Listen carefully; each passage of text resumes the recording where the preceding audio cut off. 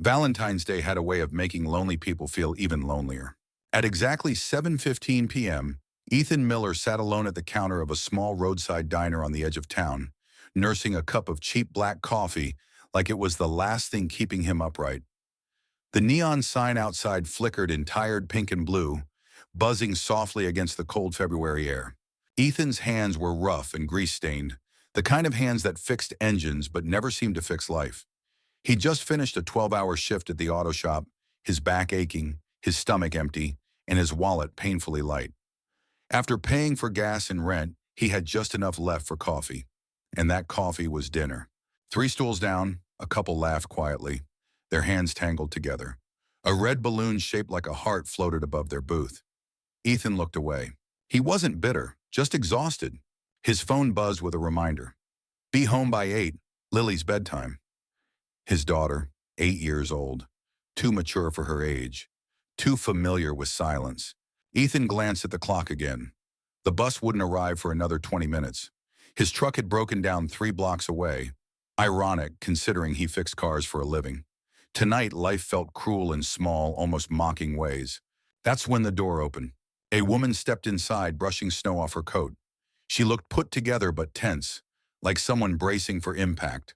Her hair was neatly styled, her posture carefully composed, but her eyes betrayed something fragile, an anxious, guarded hope. She scanned the room, hesitated, then slid into a booth directly behind Ethan. He didn't mean to listen. The diner was quiet and the booths were close. He caught fragments at first, the polite small talk, the forced laughter, the clink of silverware.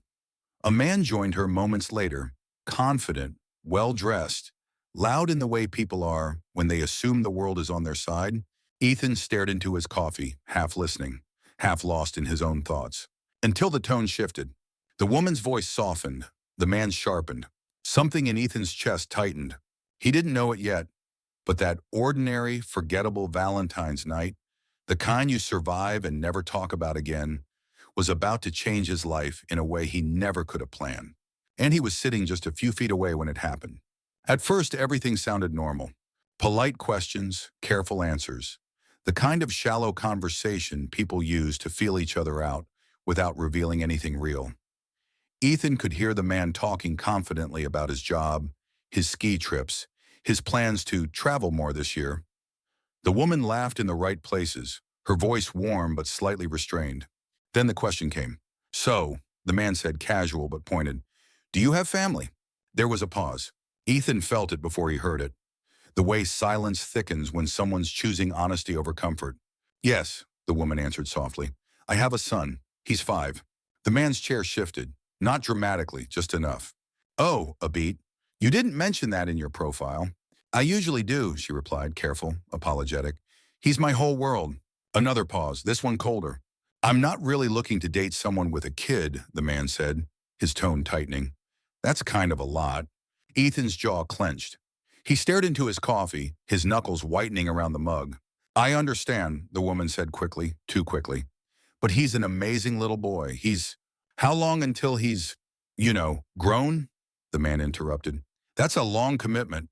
Her breath hitched. He's sick, she said. The words landed heavy, deliberate. He has terminal brain cancer. He's in hospice. The doctors say weeks, maybe months. The diner seemed to hold its breath. Then the man exhaled sharply. Wow, that's really intense. He stood, already reaching for his wallet. I'm sorry, but I can't do this. That's too much baggage for me. He dropped cash on the table like a transaction, not a goodbye. Good luck, he added, awkward and hollow before walking out into the cold night. Ethan turned slightly, just enough to see the woman cover her face as quiet, restrained sobs shook her shoulders. No drama, no scene, just heartbreak folded inward. Something inside Ethan shifted. He knew that kind of pain. And he knew, deep down, that walking away would haunt him far more than staying. Ethan sat there longer than he should have. The coffee in front of him had gone cold, a thin film forming on the surface, but he barely noticed. His eyes were fixed on the counter, his mind replaying the man's words. Too much baggage, over and over again, like a cruel echo. Behind him, the woman was still crying, not loudly, not in a way that demanded attention, just quiet, restrained sobs. the kind that come from someone who spent too long holding everything together and finally ran out of strength. Ethan told himself it wasn't his place. He was tired. He was broke. He had a bus to catch and a little girl waiting at home who needed her dad. Getting involved meant emotional weight he didn't know if he could carry.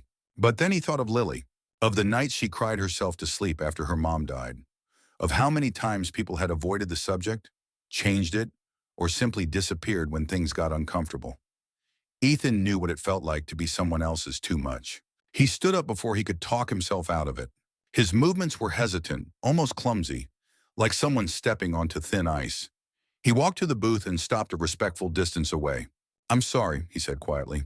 "I don't mean to intrude." The woman looked up, startled. Her mascara was smudged, her eyes red and exhausted.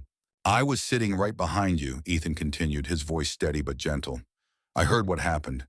And I just wanted to say that what he did was wrong. You didn't deserve that." She swallowed, embarrassed. "You heard all of it?" He nodded. "Every word.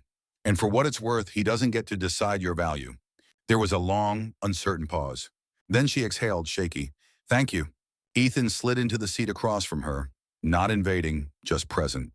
"I'm Ethan," he said, offering a grease-stained hand. "I fix cars, badly fix my own life, and I'm not very good at walking away when someone's hurting." For the first time that night, she let out a small, fragile laugh. "I'm Emily," she said, "and tonight has been brutal." Ethan nodded. "Yeah," he said softly. "I know the feeling." And in that ordinary diner, under flickering lights and worn-out booths, two broken strangers chose connection over silence. Neither of them knew it yet, but this was the moment everything changed. For a moment, neither of them spoke. The diner hummed quietly around them, silverware clinking, the coffee machine hissing, the low murmur of other people's lives moving forward. Outside, snow drifted lazily under the flickering streetlight. Ethan broke the silence first. "Can I get you something?" he asked, then gave a self-conscious shrug. "Fair warning, it'll probably be coffee. That's about the extent of my budget tonight." Emily let out a soft, tired laugh and wiped her cheeks with the back of her hand. "Coffee sounds perfect," she said. "I don't think I could handle anything stronger." He signaled the waitress, and when the mugs arrived, they sat there warming their hands, not rushing the moment. "My son's name is Noah," Emily said after a while, her voice steadier now but still fragile. "He loves superheroes, especially the ones who don't have it all figured out." Ethan nodded slowly. "That sounds about right." She studied him for a second. "You have kids?" "One," he replied. "A daughter, Lily. She's 8. Lost her mom when she was 4. Emily's expression softened instantly, empathy replacing embarrassment. "I'm so sorry." "Me too," Ethan said honestly. "But she's tougher than anyone I know." The words settled between them, heavy but comforting. Emily took a breath. "Most people leave when they find out about Noah. They say they understand, but they don't stay." "I get that," Ethan said. "People disappear when life stops being convenient." Their eyes met, recognition, unspoken understanding. When the check came, Ethan reached for it without thinking. Emily noticed his thin wallet and shook her head. "You don't have to." "I want to," he said simply. "Tonight's been a lot." They stood together near the door moments later, hesitant, like neither wanted to be the first to step back into the cold. "Thank you," Emily said quietly, "for sitting with me when you didn't have to." Ethan pulled out his phone, nervous but sincere.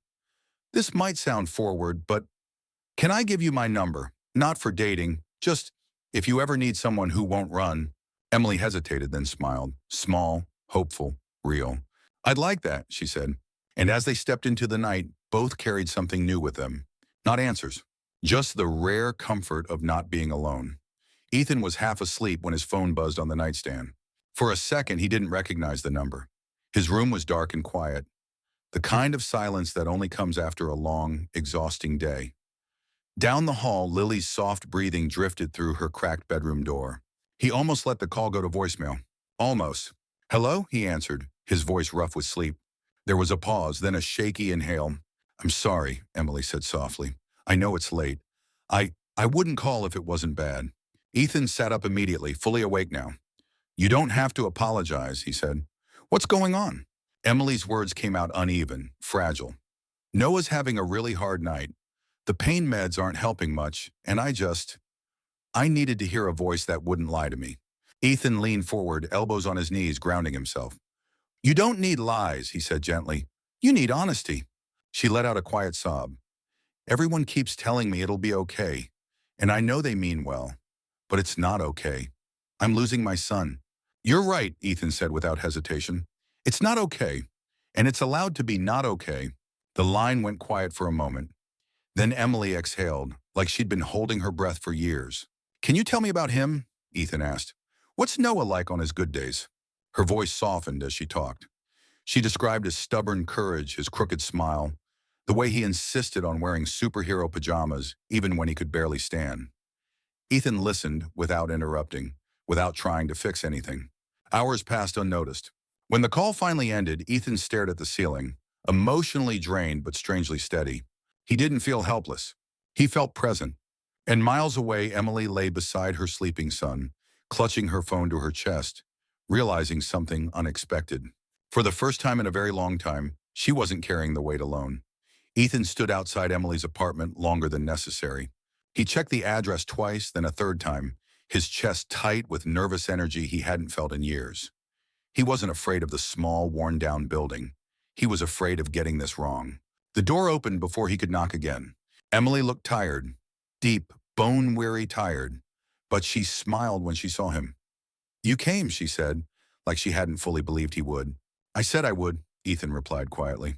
Inside, the apartment felt different from any home Ethan had known.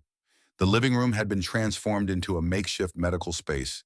Hospital bed where a couch should have been, oxygen tubing, soft beeping machines that felt too loud and too quiet at the same time.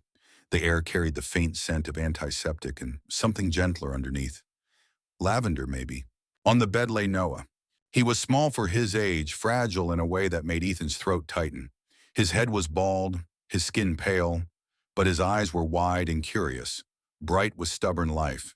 He wore faded superhero pajamas, even though it was the middle of the afternoon. Noah looked at Ethan carefully. Are you my mom's friend? He asked in a thin but confident voice. Ethan crouched down until they were eye level, keeping his movements slow and respectful.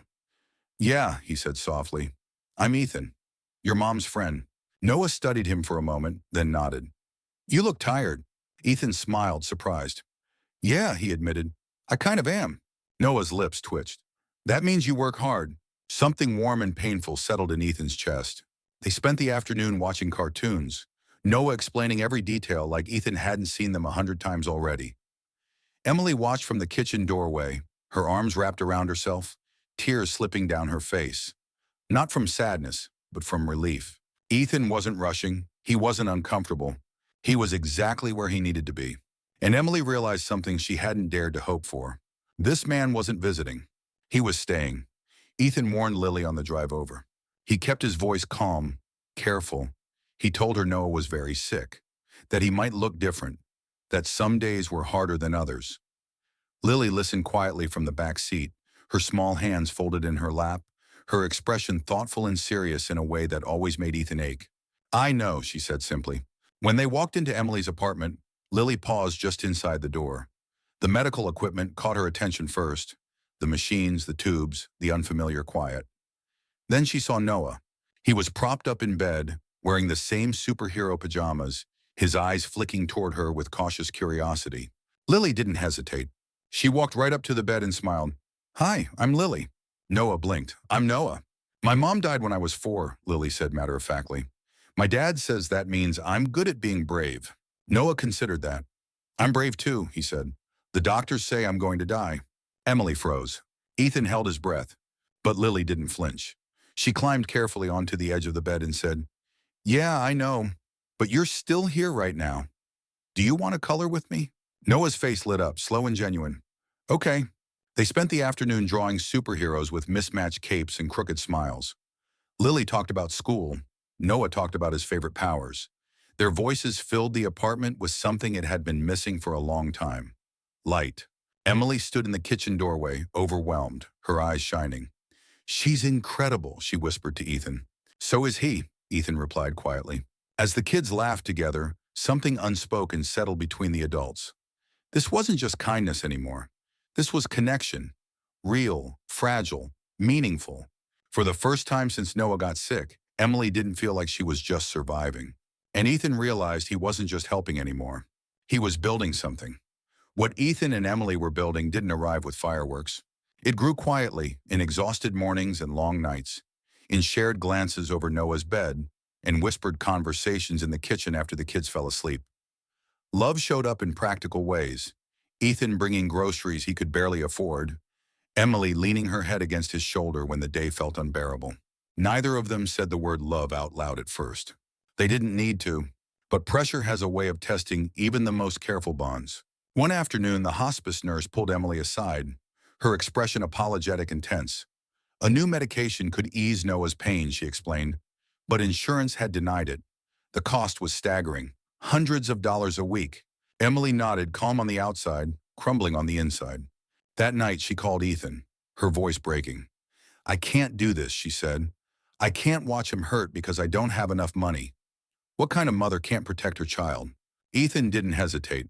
He picked up extra shifts at the shop, working until his hands burned and his back screamed in protest. He came home smelling like oil and metal, collapsing into bed for a few hours before doing it all over again. 3 days later, he showed up at Emily's door with an envelope. She knew immediately. "No," she said, shaking her head. "You can't. You barely have enough for yourself." "I know," Ethan replied, his voice firm but gentle. "But this matters. Let me help." They argued quietly, fiercely, until Emily broke down, sobbing into his chest. Ethan held her, steady and determined, knowing he couldn't fix everything. But he could stay. A week later, Ethan's coworkers started asking questions. Then they started passing a jar. A few dollars here, a 20 there. No speeches, no pity. Just people showing up. When Ethan handed Emily the envelope, her knees nearly gave out. For the first time, she understood something terrifying and beautiful. This wasn't just support. This was family. And love, real love, was choosing to stand in the storm, even when it hurt. The change didn't happen all at once. It came quietly, almost politely, like Noah's body was asking permission before letting go. He slept longer, laughed less. Even his favorite cartoons couldn't hold his attention the way they used to. Emily noticed everything. The slower blinks, the way his fingers trembled when he tried to color, the exhaustion that settled deep into his small frame. She smiled for him, stayed steady, but every night she cried silently in the bathroom so he wouldn't hear. Ethan saw it too. He stayed over more often now, sleeping on the couch, waking up to the soft beeping of machines and the heavy weight of what was coming. He fixed things around the apartment just to keep his hands busy, loose cabinet doors, a flickering light, anything to avoid standing still with his thoughts. One evening, the hospice nurse pulled Emily aside. Her voice was gentle, professional, final. "It's time to start saying your goodbyes," she said. "We're talking days now, not weeks." Emily nodded, numb, like her heart had already left her body. Lily came over the next afternoon, carrying a small backpack full of markers and paper. She climbed carefully onto Noah's bed and took his hand, her grip firm and reassuring. "I'm going to remember you forever," she said softly. "And when I'm grown up, I'm going to tell everyone about my friend Noah, the bravest person I know." Noah smiled faintly. "Will you tell them I like superheroes?" "Every time," Lily promised. Ethan turned away, his chest tight, tears burning his eyes. That night, Noah asked a question in a voice barely above a whisper. "Is Ethan going to be my dad?" Emily's breath caught. She looked at Ethan, her eyes full of fear and hope tangled together. "If you want that," she said gently. Noah nodded. "Yeah, he stays." Ethan sat down hard, emotion crashing through him. "I'd be honored," he said, his voice breaking, "for as long as you need me." Outside, the world kept moving. Inside that small apartment, time slowed. And everyone knew they were standing at the edge of goodbye. Noah passed away just before dawn. The room was dim, lit only by the soft glow of a bedside lamp and the blinking monitor that had become part of their lives. Emily was holding him, her arms wrapped carefully around his small body, whispering words he'd heard 1,000 times before. How loved he was, how proud she was, how brave. Ethan stood beside the bed, one hand resting on Emily's shoulder, the other gripping the rail as if it were the only thing keeping him upright. Lily slept curled up on the couch, her stuffed bear tucked under her chin, unaware that the world was about to change again. When Noah took his final breath, it was quiet. No drama, no sudden movement, just a long, gentle exhale, and then nothing. Emily froze. For a moment, she didn't cry. She didn't move. She just stared at her son's face, waiting for the rise of his chest that never came. The silence was unbearable, thick and absolute.